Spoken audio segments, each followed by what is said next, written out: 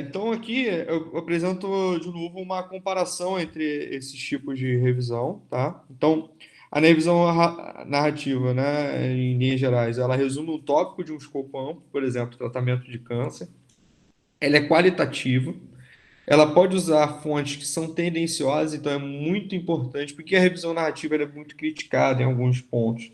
Que se for uma revista ou um autor que não tem uma boa expertise no assunto, ele pode ser tendencioso para um lado ou para o outro.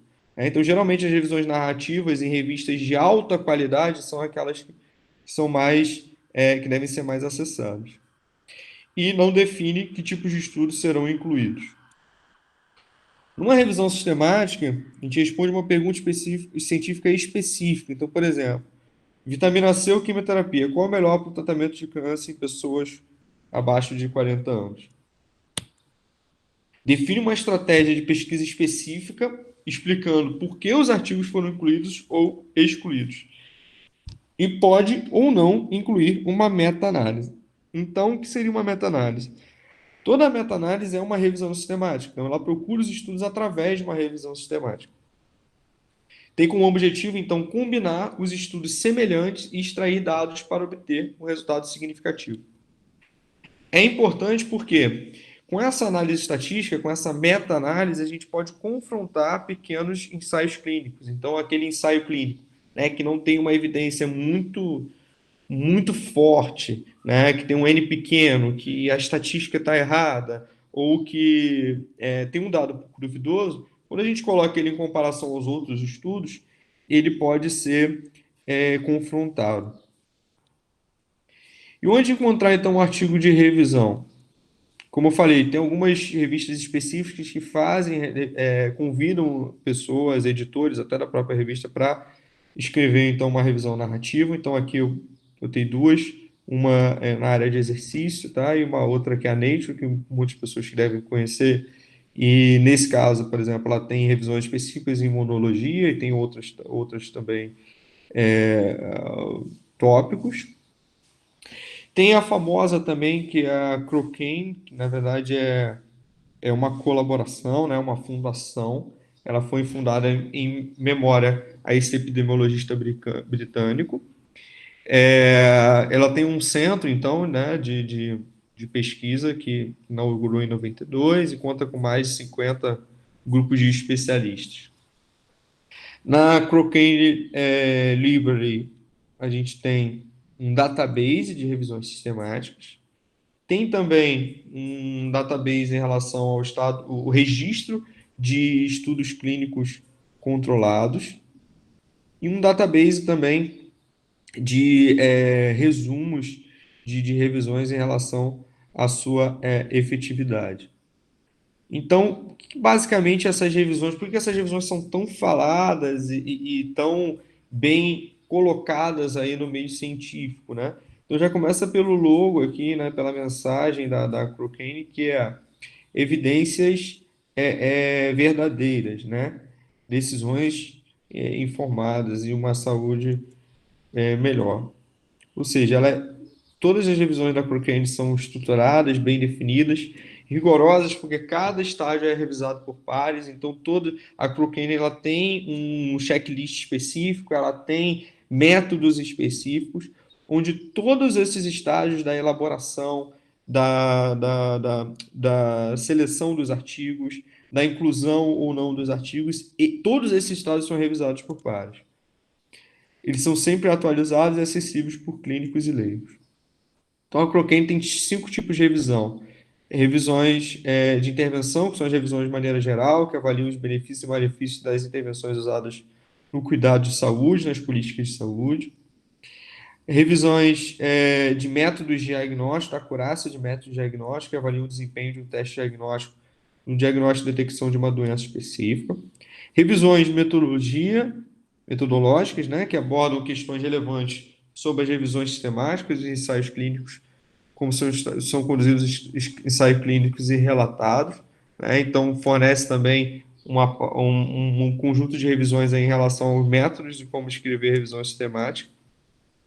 Eles têm também revisões qualitativas, né, que sintetiza as evidências qualitativas para abordar questões sobre aspectos de diferentes intervenções, né, e revisões prognósticas, que abordam o curso provável ou os resultados, né, futuros de pessoas com um problema de saúde. Tá? Então, são esses 5 tipos de revisões que vocês vão encontrar na Cochrane.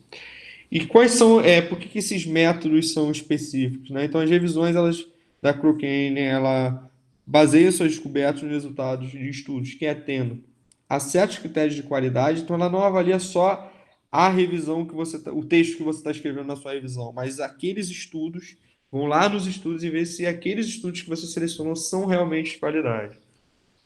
Então, a ideia deles é que, se você incluir resultados confiáveis, quanto mais confiável o estudo que você inclui na sua revisão, melhor vai ser a tua revisão, melhor as evidências para a tomada de decisão. Então, o objetivo é reduzir o impacto da polarização em diferentes partes do processo de revisão. Então, primeiro, na identificação de estudos relevantes e várias fontes, incluindo fontes não publicadas, dependendo do assunto. Seleção de estudos para inclusão e avaliação de seus pontos fortes e limitações, com base em critérios claros e pré-definidos.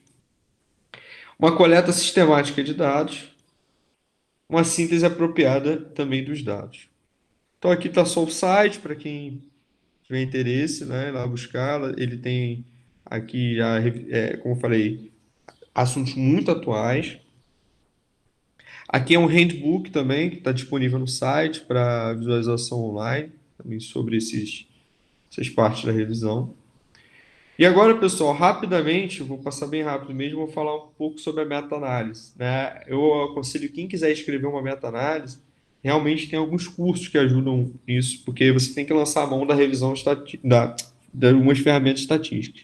No entanto, eu acho que tudo um processo, né? Para quem já está escrevendo bem uma revisão sistemática, já sabe muito bem como buscar os artigos, isso é um primeiro passo para se escrever uma meta-análise de qualidade. Então, a meta-análise ela foi proposta aqui por esse pesquisador, né?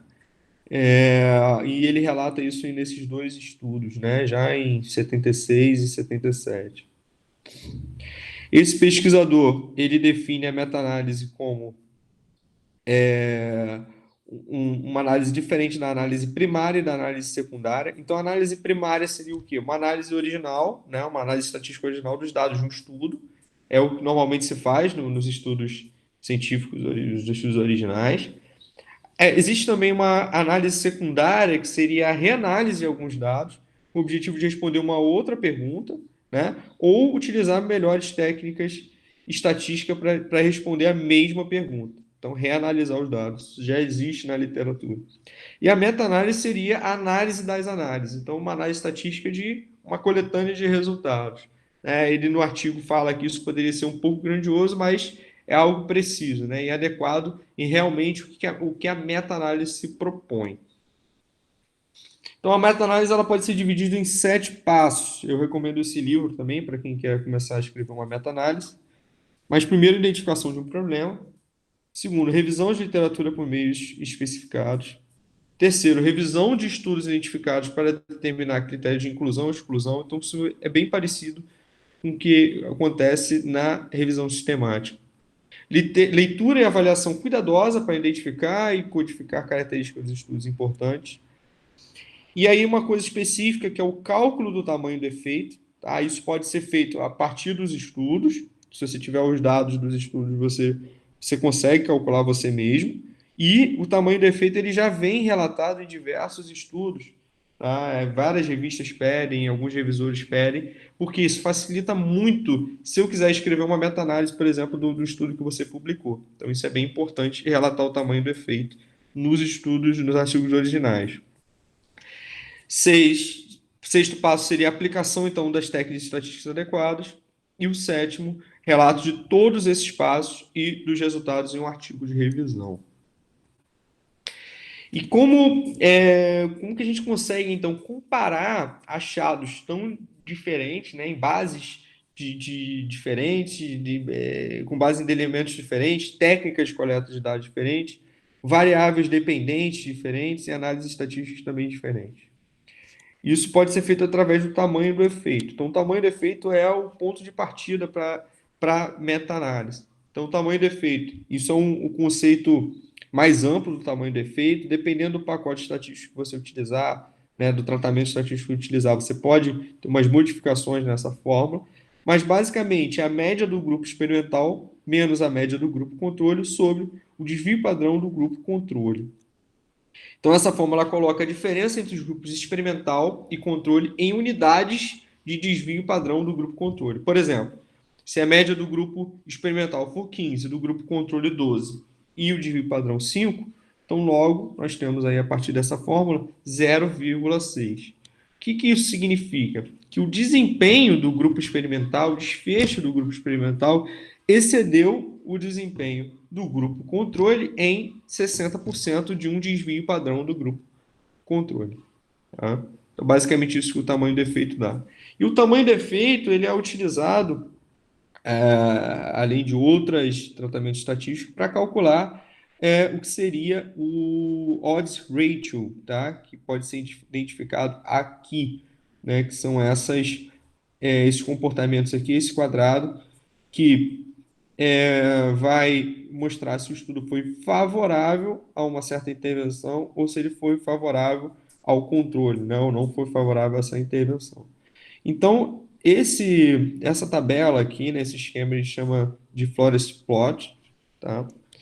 Basicamente, a gente tem informações aqui sobre o título aqui dessa revisão, né, o tema dessa revisão, qual a comparação que ele está fazendo, então, nesse caso, exercícios aquáticos e controle, né, para o tratamento aqui da osteoartrite do quadril, tá, e do joelho, e o outcome seria a dor. Então, como o professor Cláudio também falou numa outra aula, o tamanho desse quadradinho aqui, ele vai estar proporcionalmente ligado ao número do estudo, o N do estudo, tá? Aqui, por exemplo, nesse estudo, você tem um N muito pequeno em comparação aos outros. Então, ele é representado aqui por um quadrado que é quase um risco, né? E ele foi desfavorável ao controle. Então, ele vai ter um peso bem menor na resultante de todos esses estudos, que seria esse diamante, que no caso deu favorável a esses exercícios aquáticos para esse tipo de tratamento com desfecho da dor. E como que é calculado, né, esse odds ratio, né, essa razão de possibilidade, se a gente traduzir? Então, esse esqueminha eu vou mostrar para vocês rapidamente como que isso é calculado, né, pelo menos conceitualmente, né? Então, a gente tem aqui círculos azuis e vermelhos.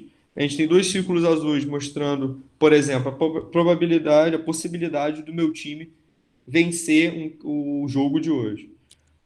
Então, a gente tem essa possibilidade de 2 sobre 4. Possibilidade de vencer 2, possibilidade de não vencer 4.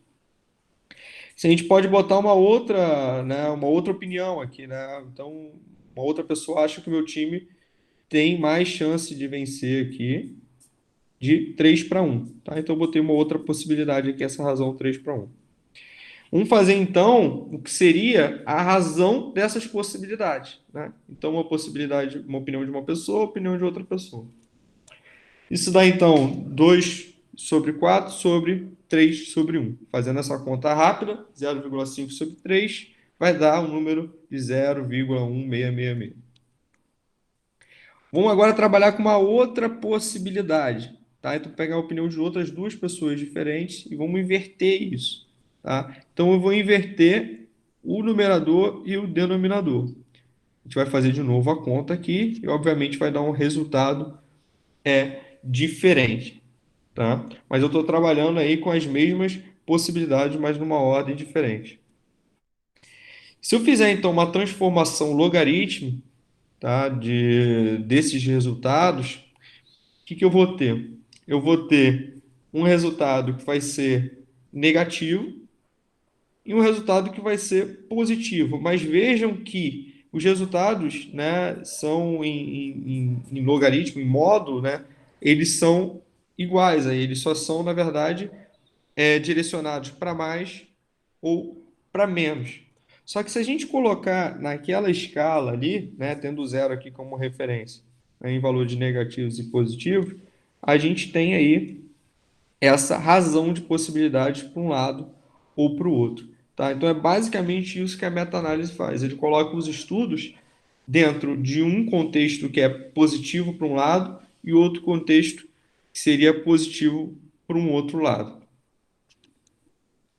Então, pessoal, já terminando, essas foram algumas perguntas que guiaram a nossa aula. Então, acho que terminando essa aula, vocês vão entender um pouco mais o que é uma revisão sistemática, diferenciar uma revisão narrativa, uma revisão sistemática e uma meta-análise, o porquê de realizar uma revisão sistemática, onde encontrar uma revisão sistemática e um pouco do método Prisma.